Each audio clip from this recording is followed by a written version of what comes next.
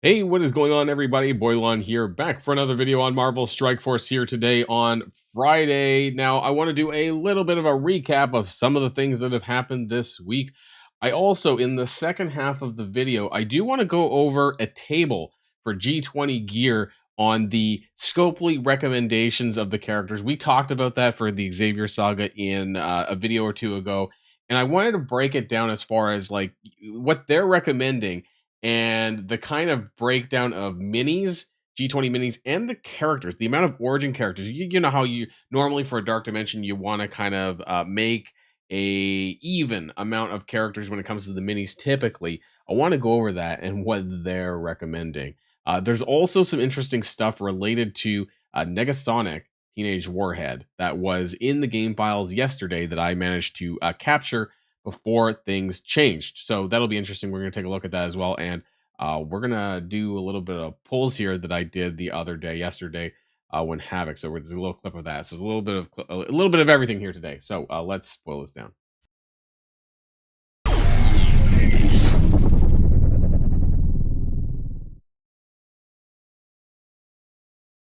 All right, before we go any further, I do want to talk about the compensation for the 1500 power cores, that kind of stuff that was messed up earlier on in the week. It seems like you may have received whether this resolved offer here. This was if you didn't claim any of those promo codes, the 1500 cores. Remember from last week when I talked about that in a video.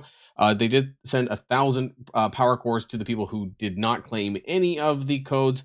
They kind of missed out on 500, and so their response was that you'll be able to type in the promo codes next week or whenever they re-enable it to get the additional 500 cores that you're missing. So if you're in this potential boat here, the second one I guess was sent to everyone, including myself. So I got this one here: 15 gold orbs and 600 training modules and 1,000 XP. So that's just because I think this was included in one of the other packages that was meant for the core people, and so they had to comp the comp. Really confusing stuff, but no surprise when it comes to Scopely. So if you're missing the 500 power cores, hopefully that will reactivate soon, and you'll be able to get that by inputting one of the 3 other promo codes that were mentioned in my video when I talked about that. But more news on that when it becomes available.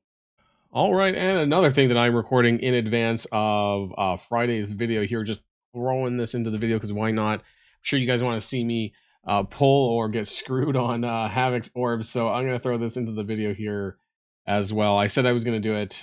If we do get really good drops, I will go for the 4. If I get screwed, I'm probably going to stay at 3. But as you guys, if you watched my other video, I did finish up the 5 on Howard. So I'll get the points for that. But unless we get like a 40 plus, I'm probably not going to push Havok to 4-star. I'll probably stay. Hold on. We got it early this time too.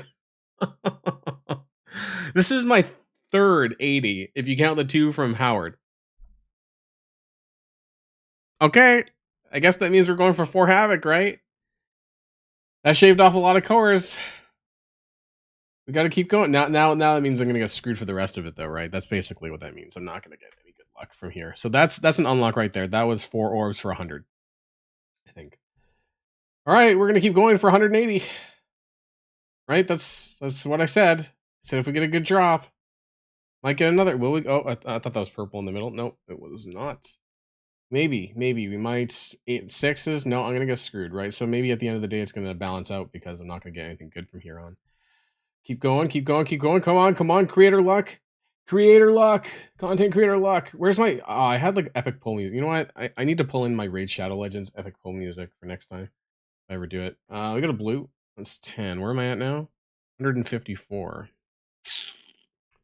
I will take 160. I will take a big drop here at the end. That's usually how my luck ends up going after I've blown so many power cores. 14 more. Can we get an 8, please?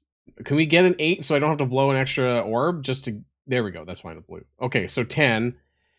All right, I don't know how much that cost me. 12,000 cores. That last 80 was not great, but I did save a crap ton of cores on the 80 pull itself. So that is a 4-star Havok for me for some additional points. And we'll see where that ends up getting me as far as the milestone goes, right? The leaderboard, that kind of stuff. I have a 4 yellow 4 yellow Havok now, and a 5 yellow Howard. So that's 3 sets of bonus points for the milestone. I'm just genuinely curious, like, where that's going to land me on the milestone at the end of the day, because realistically, that might give you a good idea going forward with future leaderboards, how many spenders or serial core hoarders there are in terms of being able to get ahead for these events. So there we go. 4 yellow Havok. All right, everybody, and now I'm going to be recording this a little bit out of order, or at least I'm recording this the day before, just in case things get changed. I wanted to slide this into the video here, and so gear tier 20, right? Wrong, or at least you're not getting that anytime soon. Apparently, not like you're probably going to want to put G20 on Spider-Man big time. There's a handful of older characters. I think people that were older than like a year and a half might have this, where instead of 25 G20 minis, it's a whopping 100. When I broke the news about G20 a week or so ago, this was in the game files for a lot of the characters where that next gear tier upgrade did require 100, and it's absolutely crazy that this is still left in, that they didn't do their checks and balances. Again, not like character people are really building this, you shouldn't, but they didn't actually go to fix every single character.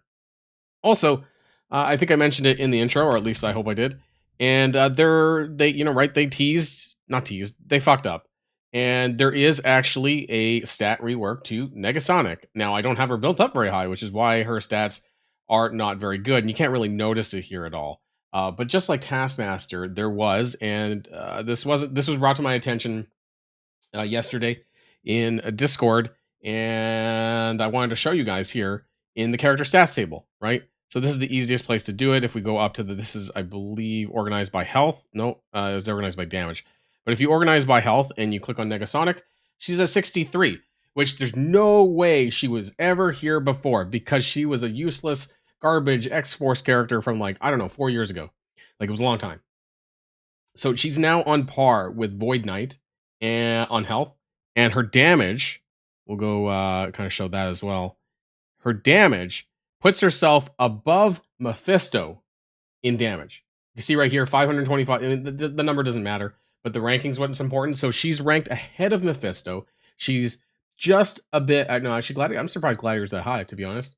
But there's a bit of a gap between Negasonic and Gladiator. So that's a thing. What does that mean? I mean, I think that she's getting a rework, right? The other fucked up character was Taskmaster, right? And so the only thing that I know of on the horizon, there's two, actually. There's two things that I'm aware of on the horizon, mutant related, which could be Dark Descendants, and they're just chucking Negasonic in because, I don't know. And Hellfire Club. Those are the two only things that I can think of that's mutant related that's going to be coming out between now and June. Let me know in the comments down below what you think about that one. That's a bit of a strange one.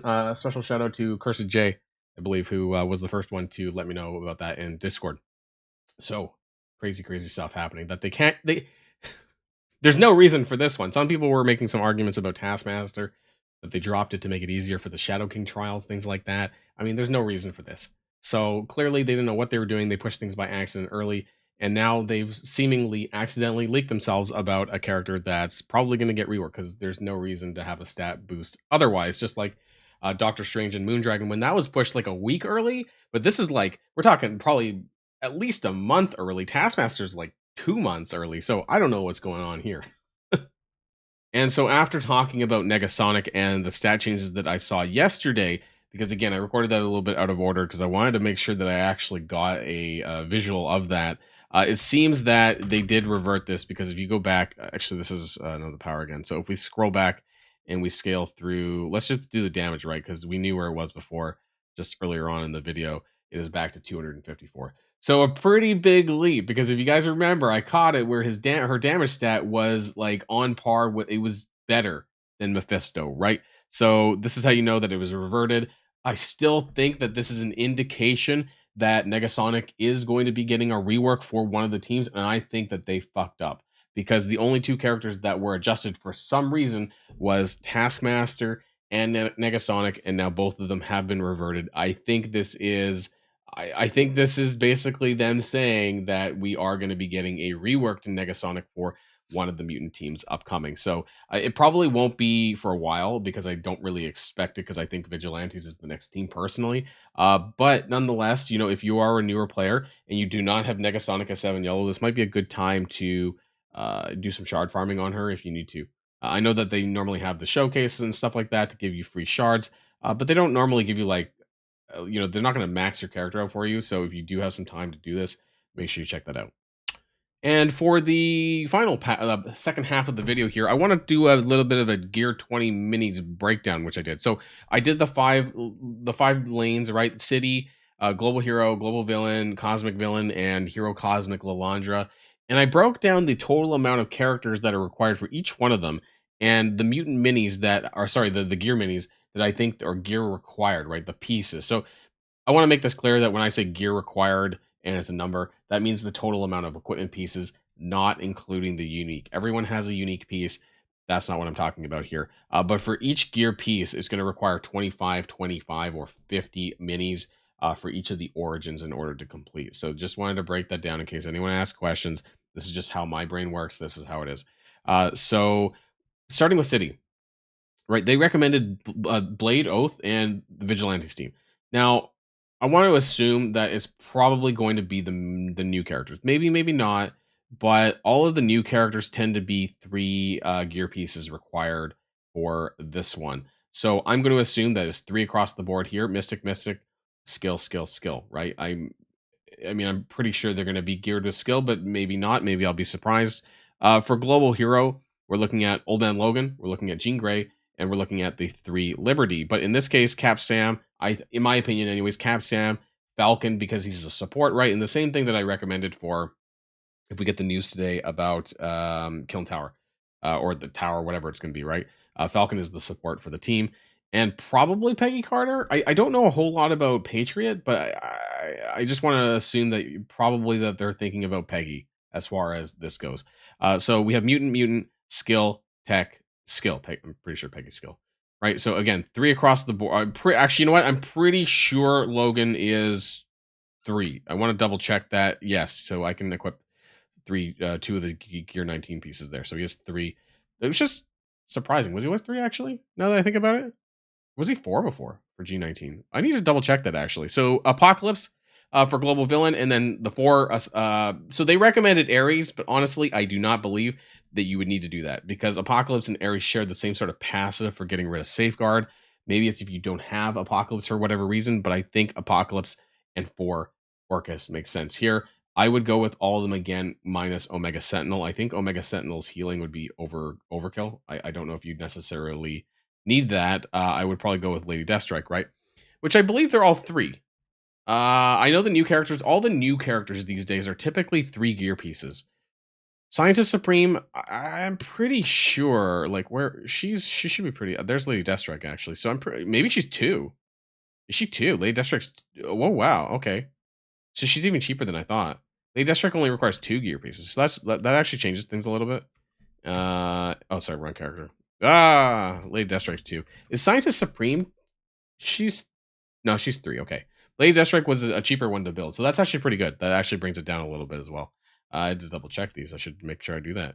And then for Cosmic Villain, we have Mephisto, which is for sure 5, right? Unless they fucked around with the characters. It is 5, right? The mythics are usually 5. We have Null. Now, Null is interesting because Null actually only requires 3 pieces of gear. I did actually check that out online, and that is the case, which is really interesting, right? He's not a mythic character, but he's kind of like a what do you call him? Quasi or pseudo, mythic character in a sense.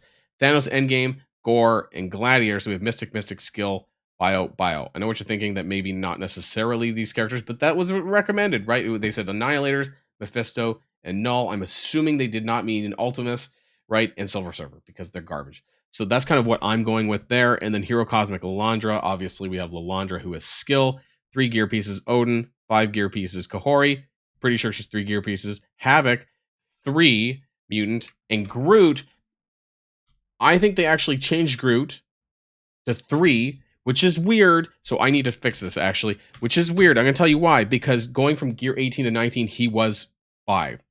So they seem to have...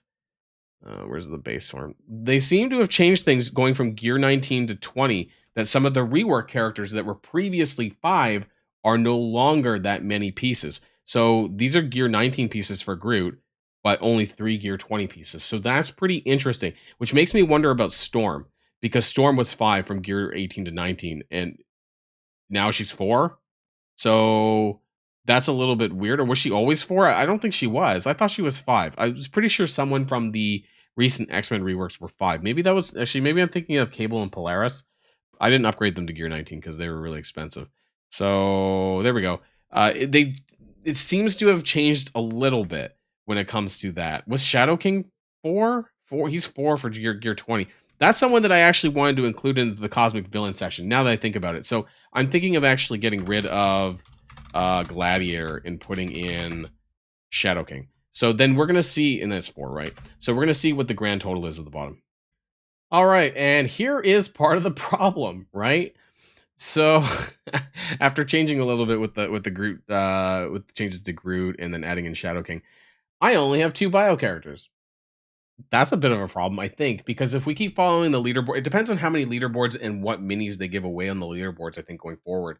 But I don't like having, this low of characters, which makes me suggest that I would need to throw other bio characters in the other lanes. But I don't know if that's possible. Sometimes it just depends, right? Because while you may be able to use less than ideal characters, like, is it worth doing that is the question, right? And I guess this comes down to how available these are, right? Like, if we can buy a lot of them from the Xcoin store coming out, then I can just focus on the total amount of the high ones, the ones that have a lot of required minis, right? And just focus on that, I suppose. But I don't like this big of a gap. So 2 bio characters, which comes from Groot and Gore, and that's it. There's nobody else in here right now. And that's 300 total minis, which is very low compared to the 6 Mystic characters, which are a lot of the mythics, right? We have we have Mephisto, and Null, Mephisto, and Odin. Null's cheaper, but that's fine. Mephisto and Odin's taking a big bulk of this, which is over 3 times as many minis that I need for Mystic than I do need for Bio. So that's going to be Odin, Mephisto, Null, Blade Oath, and forget who else. Kahori. That's right, I forgot about that. For tech, we have 5 characters of 750 minis total, right?